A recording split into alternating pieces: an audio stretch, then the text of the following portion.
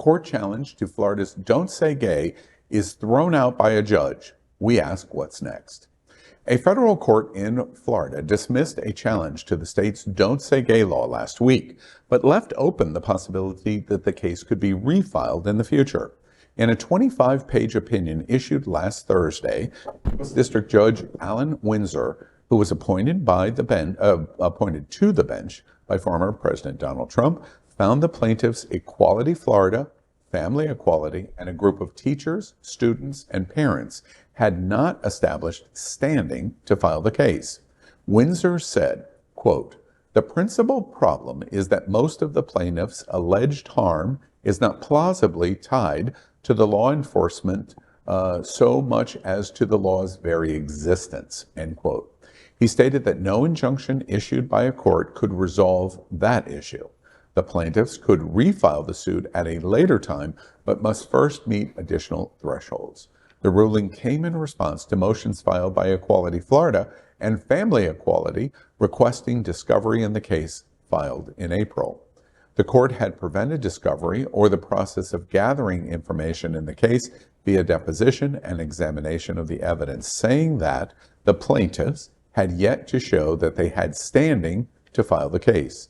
The judge has given the groups 14 days to file a response to his decision. It's an interesting position and more to come. What's next is more to come. So the issue here is basically the judge is summarizing the fact that you haven't shown harm yet. You are just showing objection to the law. Now, you're speculating. You're speculating. And nothing's harm, actually happened yet. And nothing has happened yet. So that's what standing means. Standing, then. Okay. Exactly. It's any of your business. Yeah, that's right. Yeah, exactly. Yeah. That's exactly right. And I mean, none of those things are true as far as things have happened. They just haven't turned into court cases. Yeah, that's. But the existence of the law is enough. Why do we have to wait until another child is harmed? I have been on quality education calls. Parents are a lesbian couple, said their 11-year-old son came to them and said, "Can only one of you come to my school games because I'm not getting in the middle of it." This is before school started. Wow. These women were in tears. And they're like, how are we having this conversation with our 11-year-old? Because of this law, because of its existence. Right? Harm is happening. I think that judge made up an excuse. They found some legal nonsense to not move the case forward. I think it's disgusting. Again, remember who appointed that judge, right? I think that's why. If they had standing, would they still be okay with this? No. But that's what I mean. We don't have to wait beyond the law's existence, right? Everything has had to change. The books that can be in school, what kids can talk about and where, what teachers can have in their classrooms, whether they can. I mean, there's lots of things that have happened. I think we need to look into this, Judge. Yeah. Well, but you know, now we're almost 2 months into the new school year. Right. So I think, unfortunately, to your point, someone is going to be harmed at this point. There's So going a to kid be has to die for something to happen. That's what you're telling me. Yep. Unfortunately, that could actually happen. Hopefully, it will be a teacher will be suspended for having a picture of her wife on her desk, and then she can file it. They could end up being what they call a test case, where someone intentionally violates the law, and so that they can hopefully say, no, this is unconstitutional. I'm not saying it's the best way to go. I'm just saying that's kind of where we put it now, and we are 2 months in, so possibly this is going to happen. Let me give you just a little bit of a different perspective. It does not meet Paul's challenge. I can't meet Paul's challenge, but just in terms of discussion as example. When gay marriage was discussed, you could say for a long time, decades, that marriage was a right that should be protected unequivocally. And we don't have to justify why two men or two same-sex partners should be able to marry. It isn't until the denial of the marriage, like Todd Del May's case that Equality brought in the state of Florida. It wasn't until they could show standing of Todd and Jeff Del May not being able to marry, that it becomes a case that establishes standing and then moves forward. So in this instance, while I do agree with you, just for the sake of clarity of understanding, this judge is defining a very intricate issue by saying, well, you haven't shown someone harmed yet. And there's no Todd Del May-like representation in your case. And so therefore, without that, you don't have standing.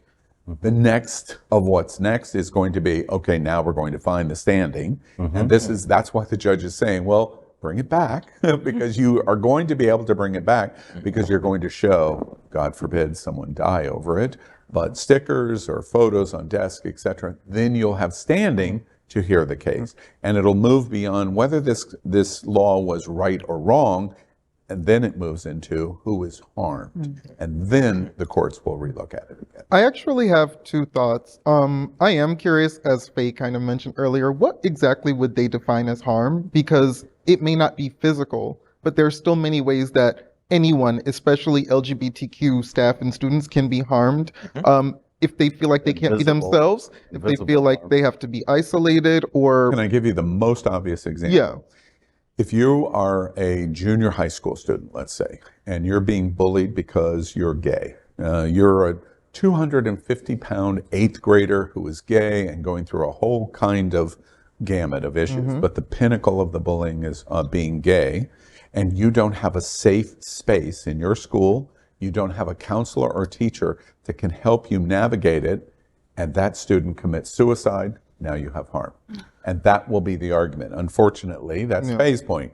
It'll have to go to that extreme. First, but that creates the standing. Hopefully we'll get cases before that. You know, along with the resolution that we passed in Miami Beach last week, the mayor made up these signs that said his sister is an AP history teacher. And so he made up this sign for her to put in her classroom that said, "I support LGBTQ History Month." They made this known like around the staff and PTAs, and over 400 teachers requested the sign and have them hanging up in their schools.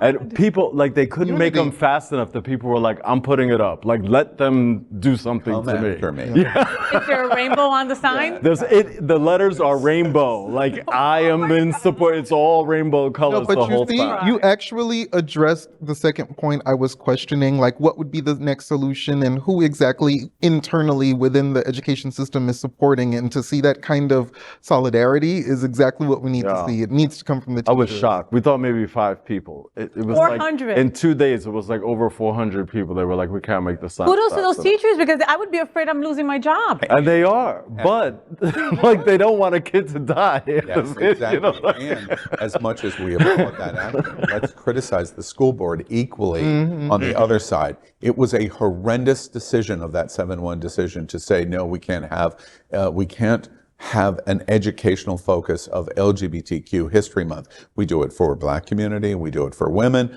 we do it for all kinds of things. This was a specific exclusion. Now the issue is, how do you create standing in a court case to say we don't recognize LGBT History Month in October? Is that enough justification in and of itself to be standing? Maybe not. Yeah.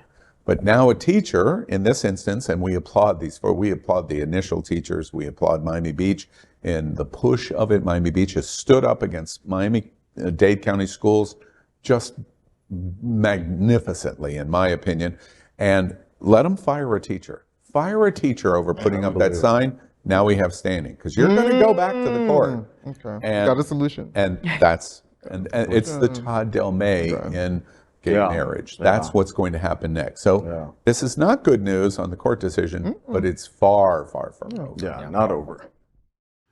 LGBTQ plus news is vital for our community and for the broader world as a whole. We have enough enemies at Fox News. Tucker, Sean, and Laura are loud. We need passionate allies. Happening Out Television Network, Queer News Tonight, and It's Happening Out are literally out of the closet and into the headlines. Our community needs your support. Like this broadcast and subscribe now to ensure the growth of the entire LGBTQ plus community.